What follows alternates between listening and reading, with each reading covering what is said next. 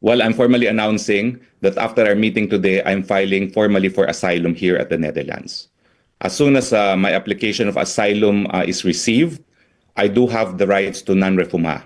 Non-refoulement under international law means, number one, non-deportation until matapos yung investigasyon if I'm entitled to asylum status. And number two, non-prosecution for illegal entry. Pero legal naman ang pagpasok ko dahil meron akong visa. No? Pero naniniwala ako na yung warrant of arrest ng Kamara de Representante ng WAD Committee ay mapapatunay ng unjust prosecution. Kasi dito sa Europa, unheard of yung isang warrant of arrest na indefinite ang lifetime, number one. Number two, walang bail. So, at number three, malinaw naman yan na ito isang investigasyon sa Pogo na nais nilang talagang i-link si dating Presidente Rodrigo Roa Duterte, no? At malinaw na sa tingin ko ang political motivation behind the investigation on the Pogo dahil ang sinasabi ng WAD Committee, si Presidente raw ang nag-legalize ng operation ng Pogo even if it has always been there, no, since time pa ng Aquino government, no. So I'm confident. I am confident that I can prove political persecution through unjust prosecution ng WAD Committee. When was that filed, attorney, yung application for asylum, and how long do you expect that to be acted upon? Well, I'm filing it immediately after our meeting. Okay, so I'm heading in the afternoon. The place of filing is medyo malayo, 3 hours, so I expect to spend the night there. And there's a whole procedure that I need to comply before they give me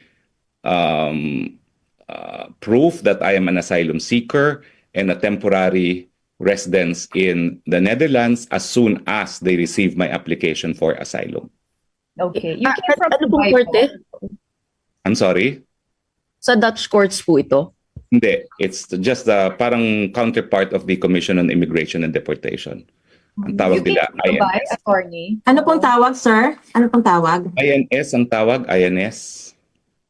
Well, do you have the complete name? O, ano ba yung complete name na yung INS? Sige, we'll just Google. Google na lang. Pero ibig sabihin, attorney, you came from Dubai as reported in the Philippines. Well, I don't have to answer that, please. Kanyang just said to Duterte supporters that they should also encourage you to come back to the Philippines and face the arrest warrant from the House of Representatives. Sir, what do you say to this? I cannot come home. I have to defend my president as a member of the List Council of the ICC at The Hague. Yan naman po ay alam na ng lahat na sa mulat mula. Una po, ako yung kauna-unang Pilipino na naging miyembro ng List Council. Ngayon po, 5. 3 doon sa 5, 2 doon ay dati kong kasama. In fact, that my 2 former partners are representing the victims. Kaya po kami naghiwa-hiwalay sa law office. Yung 2 kong partners opted to represent the victims. And after my stint as POX, of course, I said, I've already been advising the president on ICC even when I was POX. And I can confirm that as early as 2019, I've been advising him on ICC matters. So, kinailangan po kami maghiwa-hiwalay as a law office and as legal partners. No? So, I'm sorry, I cannot come home. I have to defend my president.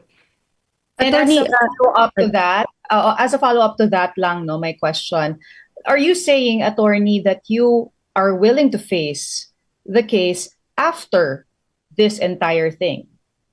Well, nakabinbin po ang aking petition sa Korte Suprema para ideklara ang labag sa saligang batas yung investigasyon na ginagawa nila at walang basihan yung paghingi ng mga dokumentong hinihingi sa akin. Paulit-ulit ko naman pong sinasabi, hindi ko po tinatakasan yan.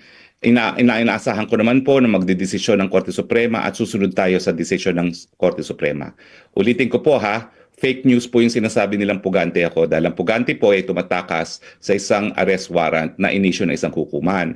Ang arrest warrant po ng inisyu ng Kongreso ay para lamang sa isang resource person para dumalo sa isang pagpupulong at magsumite ng mga dokumento. Wala po akong ginawang krimen na naging basihan para sa pag-issue ng warrant of arrest ng lehislatura.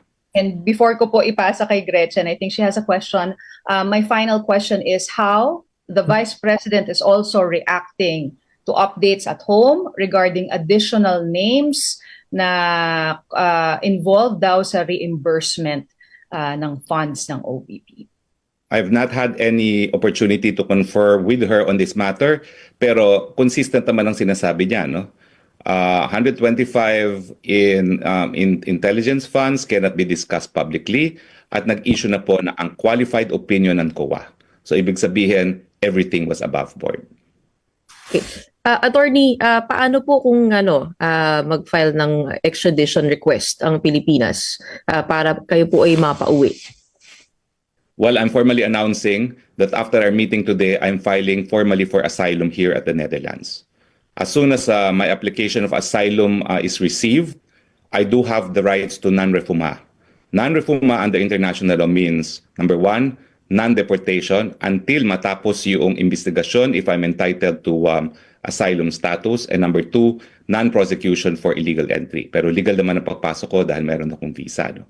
Pero naniniwala ako na yung warrant of arrest ng Kamara de Representante ng WAD Committee ay mapapatunay ng unjust prosecution.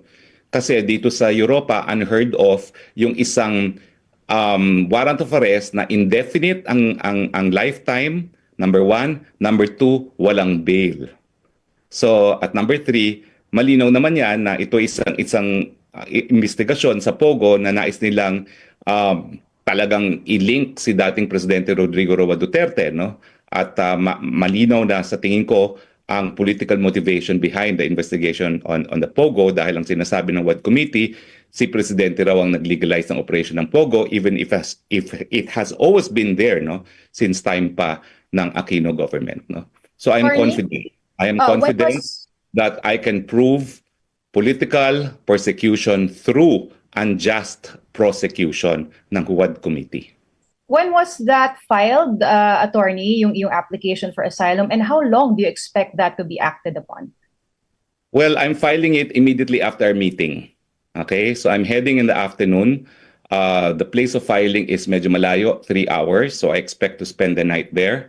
And there's a whole procedure that I need to comply before they give me proof that I am an asylum seeker and a temporary residence in the Netherlands as soon as they receive my application for asylum. Okay. You came from Ano pong Dubai korte? po? I'm sorry? Sa Dutch courts po ito? Hindi. It's just the parang counterpart of the Commission on Immigration and Deportation. Ang tawag You came nila from Dubai, INS. attorney? Ano pong tawag, sir? Ano pong tawag? INS ang tawag, INS. Well, do you INS. have the complete name? O, ano ba yung complete name na yung INS? Sige, we'll just Google. Google na lang. Pero ibig sabihin, attorney, you came from Dubai as reported in the Philippines. Well, I don't have to answer that, please. Ang alam ko is I don't have a warrant of arrest, I don't have a whole departure order, and I can only confirm I'm now in the Netherlands. Secretary? Just a follow-up, sir, on the question of Gretchen. Ito po kasi galing sa kay Congressman Barbers. Can you just kindly respond to this? I understand that you're filing your asylum, pero ito lang, ang sinasabi niya, may standing contempt order pa rin ang Quadcom sa inyo at sa misis ninyo. Kaya dapat mag-report ang Bureau of Immigration sa Quadcom kung paano kayo nakalabas ng bansa at saan kayo dumaan. Would you care to respond to this? Tapos sabi niya, kabilang nandito ang let me quote, habang nasa ibang bansa si Roque, hindi siya pwedeng hulihin. They agree to this kasi jurisdictional ang contempt order ng Quadcom. Pero pag nasa Pilipinas si Roque, kailangan i-serve sa kanya ang detention order ng Quadcom. Nilinaw ni Barbers na hindi ito panggigipit, pero isa rin kayo sa mga abogado ni Duterte sa The Hague bago raw maaresto si Duterte na contempt na ng Quadcom kayo. Kaya dahil sa pambabastos sa mga patawag ng komite at sa investigasyon nito, wala raw itong kinalaman sa pagiging ICC accredited lawyer po ninyo o pagiging abogado ni Duterte. Kaya baka raw nag-i-imagine lang kayo ng mga ganitong dahilan. Sir, please. Wala naman akong binabanggit na may relasyon yung WAD Committee at yung panunupil sa akin, no?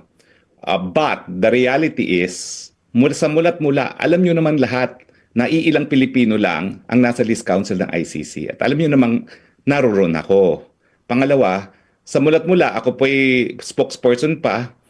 Yung first time pa ako naging spokesperson, as early as nagkaroon ng international report na merong nag-iisip na magsampa ng reklamo laban kay Presidente Duterte, ako na po talaga ang exclusive advisor ni Presidente Duterte and ICC. Unfortunately, nawala nga po ako sa gobyerno at nawala na po yung aking lead, kumbaga, in advising the President on the ICC. Everything happened when I no longer headed an interagency committee dealing with the ICC issue. No? And I think things happened after I resigned as spokes to run as senator in 2022, and all initiatives were pursued by then DOJ Secretary Maynard, later on OSG, as well as ES Medelea. So doon natapos yung aking, kumbaga, active involvement on advising the President on ICC matters dahil nangampanya na nga po ako. No? So hindi po nila mapagkakait na ngayong naririto na ang kaso ni Duterte, iniisip ko isa sa dahilan kung bakit nila ako ginigipit ay para mawalan ng legal representation ng presidente.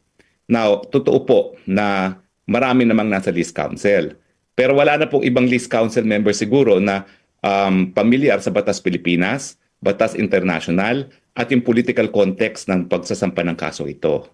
So, 5 lang pong Pilipino yan, yung 2, counsel for the victims, di ko po kakilala kung sino pa yung 2, but I don't think barbers can deny na sa mulat mula, pinalano nila talaga ang pagpapadala dito kay Presidente Duterte para mawala ang tinik sa kanilang mga buhay na magkaroon ng Marcos Forever.